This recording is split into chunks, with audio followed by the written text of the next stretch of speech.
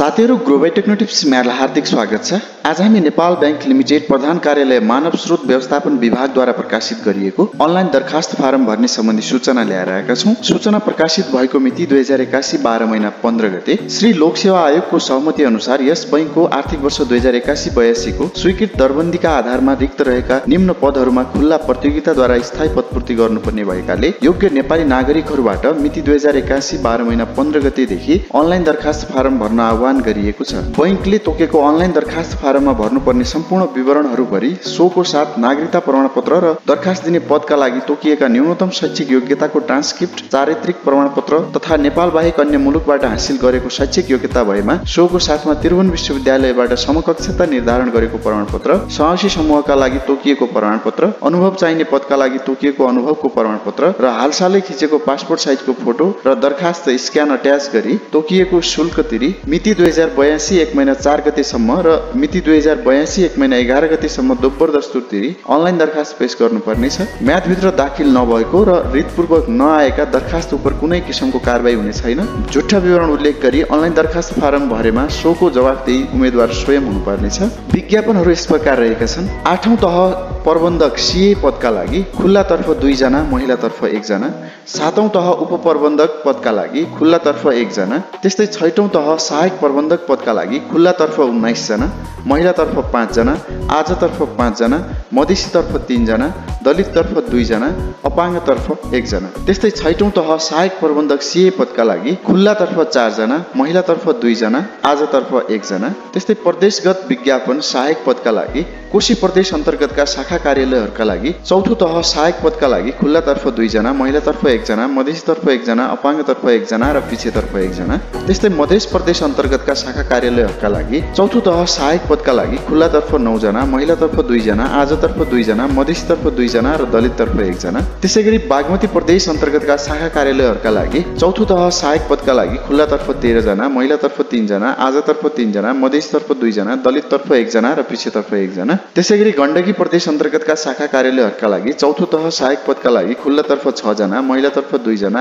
आजतर्फ 2 जना, मधेसीतर्फ 1 जना। त्यस्तै लुम्बिनी प्रदेश अन्तर्गतका शाखा कार्यालयहरूका लागि 4औं तह सहायक पदका लागि खुल्लातर्फ 9 जना, महिलातर्फ 3 जना, आजतर्फ 2 जना, मधेसीतर्फ 2 जना, अपाङ्गतर्फ 1 जना, मधेसीतर्फ 2 जना र अपाङ्गतर्फ 1 जना। त्यस्तै कर्णाली प्रदेश अन्तर्गतका शाखा कार्यालयहरूका लागि 4औं तह सहायक पदका लागि खुल्लातर्फ 9 जना, महिलातर्फ 3 जना, आजतर्फ 2 जना, मधेसीतर्फ 1 जना, अपाङ्गतर्फ 1 जना र पिछेतर्फ 1 जना। त्यस्तै सुदूरपश्चिम प्रदेश अन्तर्गतका शाखा कार्यालयहरूका लागि 4औं तह सहायक पदका लागि खुल्लातर्फ 3 जना, महिलातर्फ 1 जना, आजतर्फ 1 जना र मधेसीतर्फ 1 जना। त्यस्तै सहायक आईटी पदका लागि बागमती प्रदेश अन्तर्गत 4औं तह सहायक पदका लागि महिलातर्फ 1 जना। त्यस्तै गोल्ड टेस्टर पदका लागि बागमती प्रदेश अन्तर्गतका शाखा कार्यालयहरूका लागि तेस्रो तह कनिष्ठ सहायक पद गोल्ड टेस्टर पदका लागि खुल्लातर्फ 4 जना, महिलातर्फ 1 जना, मधेसीतर्फ 1 जना, पिछेतर्फ 1 जना। त्यसैगरी गण्डकी प्रदेश अन्तर्गतका शाखा कार्यालयहरूका लागि तेस्रो तह कनिष्ठ सहायक गोल्ड टेस्टर पदका लागि खुल्लातर्फ 1 जना, महिलातर्फ 1 जना, मधेसीतर्फ 1 जना। त्यस्तै लुम्बिनी प्रदेश अन्तर्गतका शाखा कार्यालयहरूका लागि तेस्रो तह कनिष्ठ सहायक गोल्ड टेस्टर पदका लागि खुल्लातर्फ 3 जना,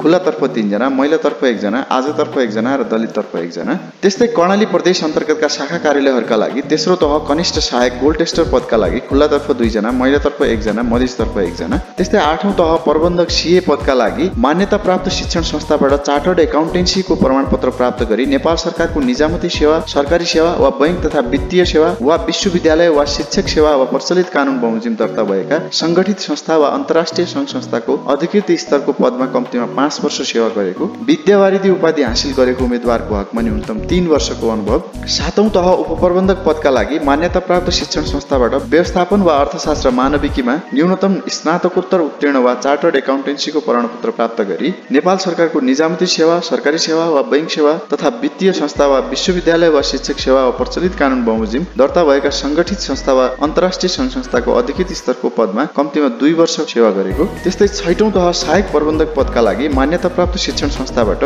व्यवस्थापन वा अर्थशास्त्र मानविकीमा न्यूनतम स्नातकोत्तर उत्तीर्ण गरेको। त्यस्तै 6औं तह सहायक प्रबन्धक सीए पदका लागि मान्यता प्राप्त शिक्षण संस्थाबाट सीए एसीसीए उत्तीर्ण गरेको। त्यस्तै 4औं तह सहायक पदका लागि मान्यता प्राप्त शिक्षण संस्थाबाट न्यूनतम स्नातक उत्तीर्ण गरेको हुनुपर्नेछ। त्यसैगरी आईटी सहायक पद 4औं तहका लागि मान्यता प्राप्त शिक्षण संस्थाबाट तहबाट सूचना प्रविधिमा न्यूनतम स्नातक उत्तीर्ण गरेको हुनुपर्नेछ। त्यस्तै तेस्रो तह कनिष्ठ सहायक गोल्ड टेस्टर पदका लागि मान्यताप्राप्त शिक्षण संस्थाबाट प्रमाणपत्र 10+2 उत्तीर्ण गरेको हुनुपर्नेछ। यहाँनिर थप केही क्ल्यारिफिकेसनहरू र समावेशी समूहका लागि चाहिने अन्य विवरणहरू यहाँनिर उल्लेख गरिएको छ, तपाईहरु हेर्न सक्नुहुनेछ। उम्मेदवारको उमेरको हद अनलाइन दरखास्त दिने अन्तिम मिति अर्थात् 2082 1 महिना 4 गतेसम्ममा प्रबन्धक सीए पदमा 21 वर्ष पूरा भई 35 वर्ष ननागेको, उपप्रबन्धक सहायक पद र सहायक प्रबन्धक सीए पदमा 21 वर्ष पुगेको र 35 वर्ष ननागेको, सहायक आईटी र कनिष्ठ सहायक गोल्ड टेस्टर पदमा 18 वर्ष पुगेको र 35 वर्ष ननागेको, महिला तथा अपाङ्ग उम्मेदवारको हकमा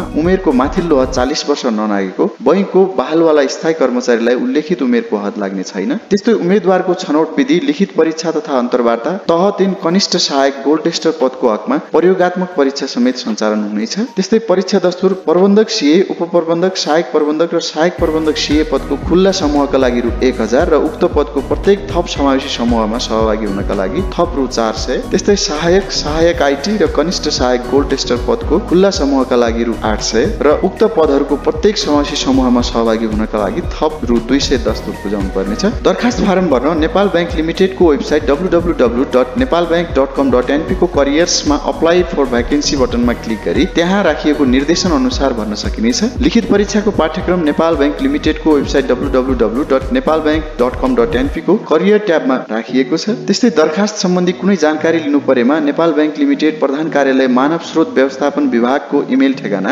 exam.hrd@nepalbank.com.np तथा फोन नम्बर 0153449999 एक्सटेन्सन नम्बर 210 र 407 मा सम्पर्क गर्न सकिनेछ। साथीहरु, विज्ञापनको विवरण यति नै रहेको छ। तपाईहरु पनि लोकसेवा आयोगको ब्याङ्किङ सेक्टरको तयारीमा हुनुहुन्छ र नेपाल बैंक लिमिटेडमा इन्ट्रेस्टेड हुनुहुन्छ भने अनलाइन मार्फत तपाईहरुले अप्लाई गर्न सक्नुहुनेछ। तपाईहरुको एक्जामको लागि बेस्ट अफ लक भन्दै अहिलेलाई छुट्टिन्छौं। धन्यवाद। साथीहरु, भिडियो मन पर्यो भने लाइक गरिदिनु होला, च्यानललाई सब्स्क्राइब गरिदिनु होला, साथै आफ्नो मनमा केही लागेको छ भने कमेन्ट बक्समा छोड्नु होला। भिडियो अन्तिमसम्म हेर्दिनु भएकोमा धन्यवाद।